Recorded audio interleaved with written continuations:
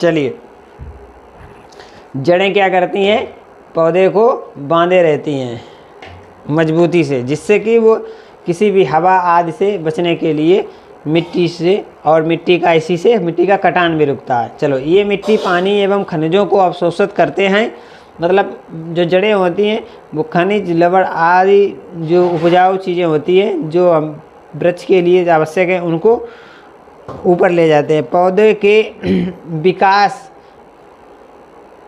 विनायकों को संश्लेषित करती हैं, विकास विनायकों को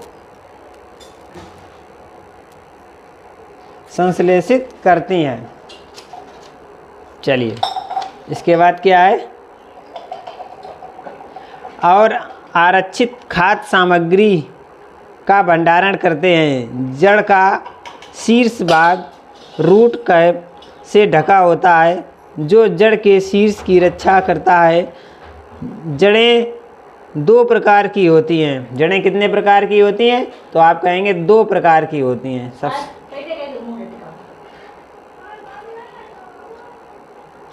जड़ें दो प्रकार की होती हैं। अब बात करेंगे तना की। तना क्या है, तना पौधों का वह भाग होता है जो जमीन के ऊपर पाया जाता है। कहाँ पाया जाता है, जमीन के ऊपर वाले भाग को हम क्या कहेंगे, तना कहेंगे। ठीक है,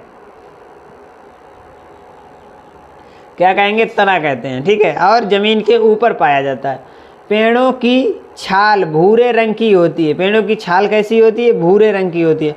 और छोटे तने हरे रंग के होते हैं। जो छोटे तने होते हैं वो हरे रंग के होते हैं। यह प्ररोहर प्रणाली का आधार बनाते हैं।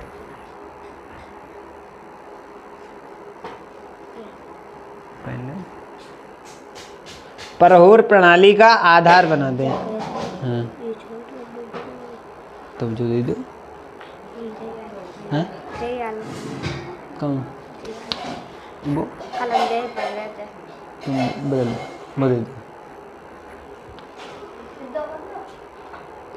और इसमें पत्ते, फल और फूल लगते हैं।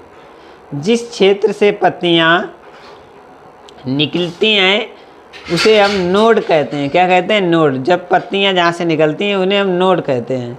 और नोड्स के बीच के क्षेत्र को इंटरनोड के रूप में जाना जाता है। किसके रूप में जाना जाता है, इंटरनोड के रूप में जाना जाता है।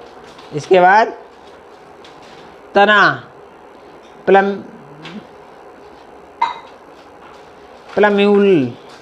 प्लम्यूल से ज़मीन की ओर लंबवत ऊपर की ओर उठता है और पौधे का सबसे सख्त हिस्सा बन जाता है। यह एक मोटा बाहरी आवरण से ढका होता है जिसे छाल के रूप में जाना जाता है। किसके रूप में जाना जाता है, छाल के रूप में।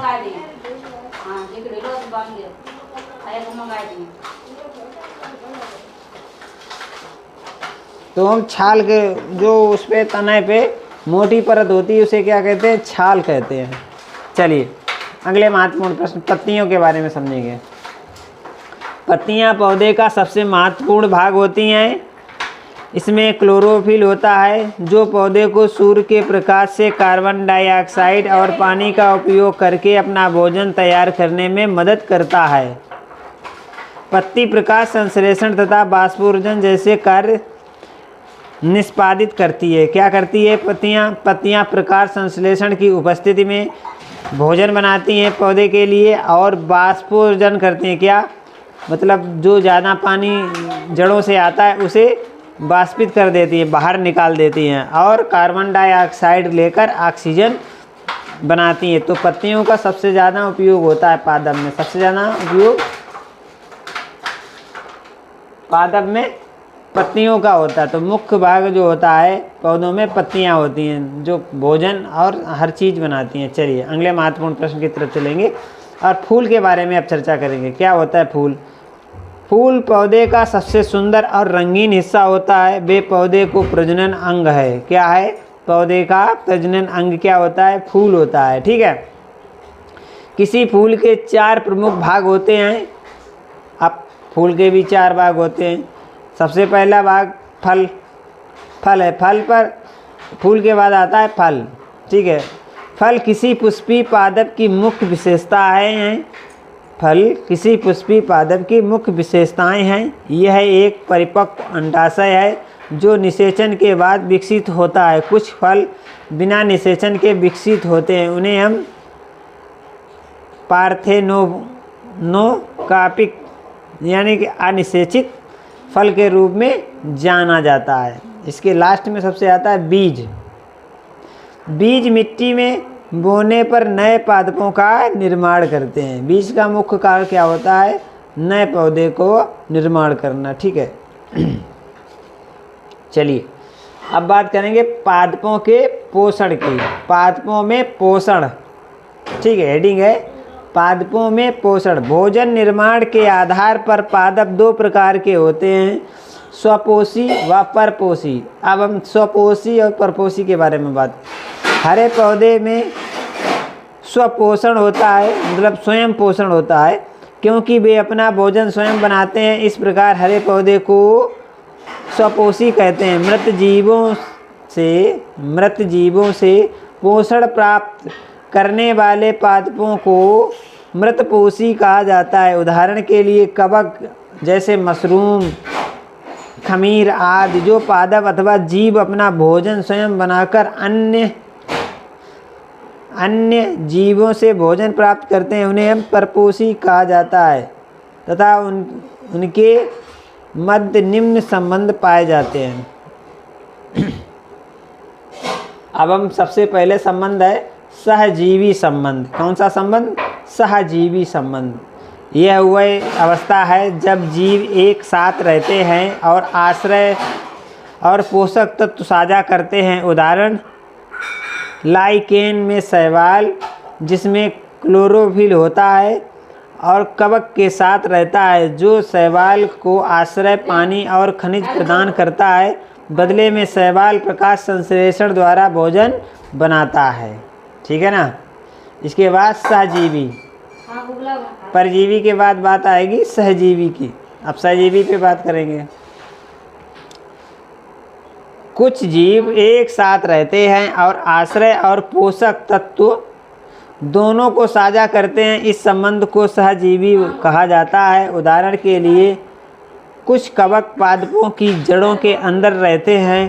पादप कवक को पोषक तत्व प्रदान करते हैं और बदले में कवक पानी कुछ शोषण तत्व पादप को प्रदान करते हैं। ठीक है ना। अब इसके बाद पढ़ते हैं क्या?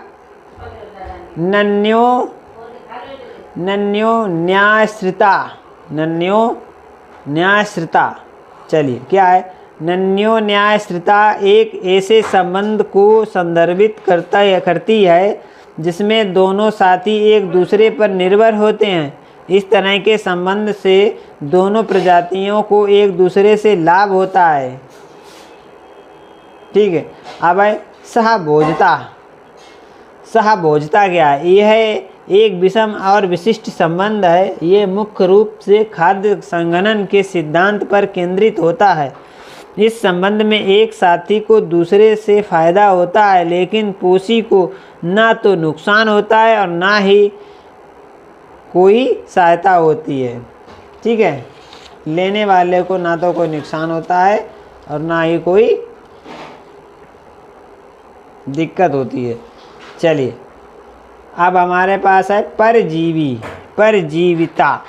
परजीविता। इस स्थिति में दो अलग अलग प्रजातियों से संबंधित दो जीव एक साथ रहते हैं। इनमें एक प्रजाति तो लाविंत होती है, परंतु दूसरी प्रजाति को नुकसान होता है। ठीक है। इसके बाद कीट बच्ची पौधे भी होते हैं। कुछ पौधे नाइट्रोजनीकरण के माध्यम से नाइट्रोजन ग्रहण करने में अक्षम होते हैं। ठीक है। तथा कीटों का भक्षण करते हैं। अतः इस प्रकार के पौधे को कीट बच्ची पौधे कहते हैं। ठीक है। कुछ प्रजातियां कीट बच्ची पौधे की होती है। क्या आप जानते हैं? अब हम चर्चा करेंगे। क्या आप जानते हैं? हरी पत्तियों के अलावा प्रकृति में अन्य रंग की पत्तियां भी पाई जाती हैं। हरे रंग के अलावा भी अन्य रंग की पत्तियां पाई जाती हैं। इन पत्तियों में भी क्लोरोफिल उपस्थित होता है। इनके कारण ये भी प्रकाश संश्लेषण करती हैं। ठीक है, हरी पत्तियों के अलावा भी, जैसे शैवाल भी क्लोरोफिल की उपस्थिति के कारण अपना भोजन स्वयं बना सकते हैं। शैवाल में पतले हरे धब्बे होते हैं और ये स्थिर जल के निकायों पर पाए जाते हैं। ठीक है, शैवाल भी जलकुंभी को बंगाल का आतंक के रूप में भी जाना जाता है। जलकुंभी जो है बंगाल के आतंक के रूप में भी जाना जाता है, क्योंकि यह एक विदेशी झाड़ी है। इसके बाद जाइलम के बारे में समझते हैं। यह पौधे में जल तथा पोषक के परिवहन के लिए जिम्मेदार होता है। इसके बाद होता है फ्लोएम। ये पत्तियों से पौधे के अन्य भागों में भोजन के परिवहन के लिए जिम्मेदार होता है। फ्लोएम के द्वारा क्या होता है, पत्तियां भोजन को सभी अंगों में पहुंचाती हैं, तो फ्लोएम का काम होता है। ठीक, इसके बाद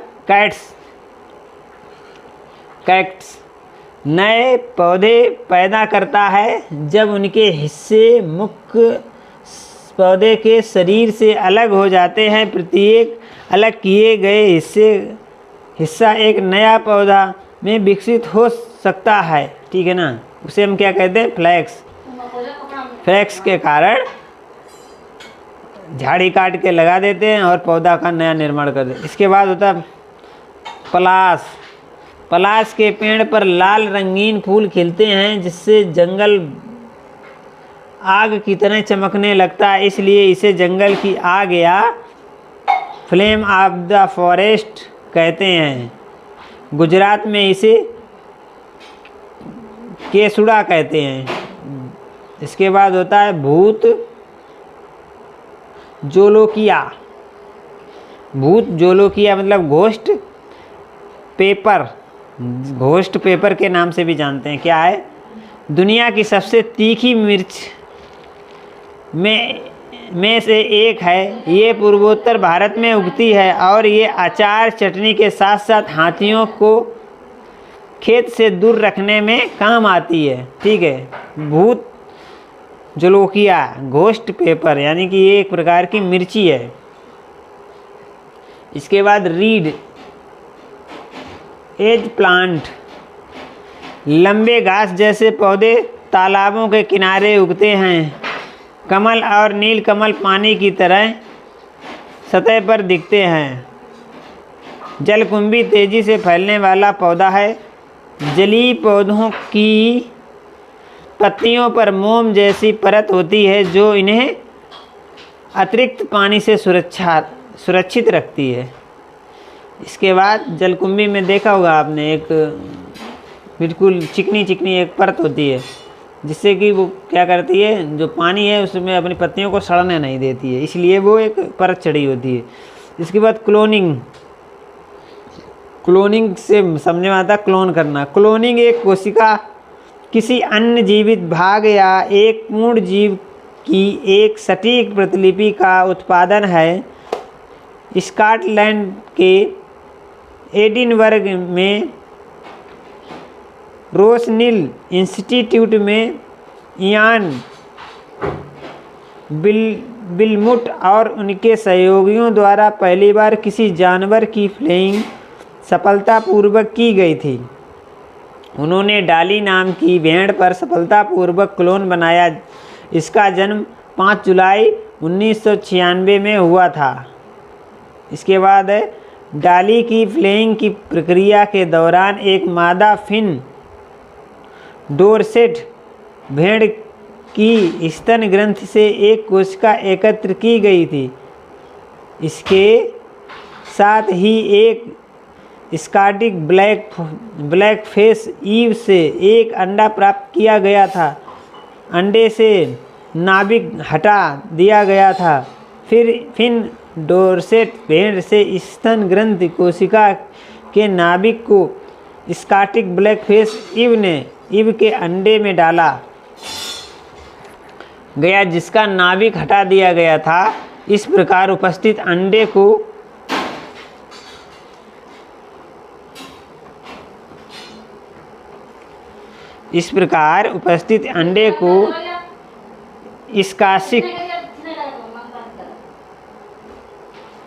स्कॉटिश ब्लैक फेमस ईव में प्रत्यारोपित किया गया था। इस अंडे का विकास सामान्य रूप से हुआ और अंत में डाली का जन्म हुआ। हालांकि डाली को स्कॉटिश ब्लैक फेमस ईव द्वारा जन्म दिया गया था, लेकिन ये बिल्कुल फिन डोरसेट भेड़ के समान पाया गया, जिससे नाभिक लिया गया था। चूँकि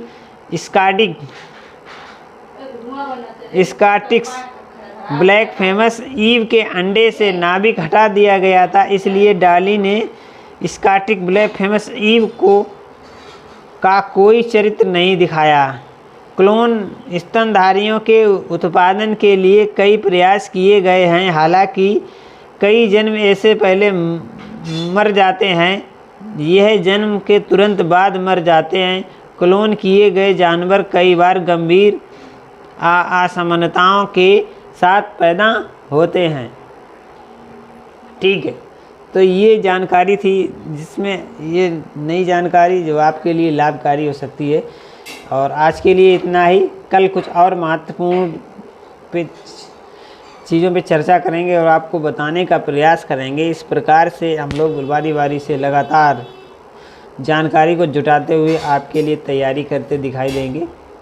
तो हालांकि ये जानकारी आपके लिए होना ज़रूरी है। इस प्रकार के बहुत सारे प्रश्न, बहुत सारी जानकारियाँ होती हैं जो आप लोगों को पहुंचाने का प्रयास लगातार हम करते रहेंगे। आप लोगों को चैनल को सब्सक्राइब करके वीडियो को लाइक, शेयर, कमेंट करें और इसे थोड़ा आगे भी बढ़ाएं अपने साथियों के साथ, क्योंकि जिससे कि जो भी बच्चा, नया बच्चा भी जुड़ के तैयारी को शानदार तरीके से कर सकता है। साथियों, आज के लिए इतना ही। मिलेंगे कल कुछ महत्वपूर्ण सारांश के साथ, आपको अपठित भागों को पढ़ाते हुए कुछ नए विषय पे बात करेंगे। तब तक के लिए सभी साथियों को जय हिंद, जय भारत। सभी से अनुरोध है चैनल को सब्सक्राइब करके वीडियो को लाइक ज़रूर करें।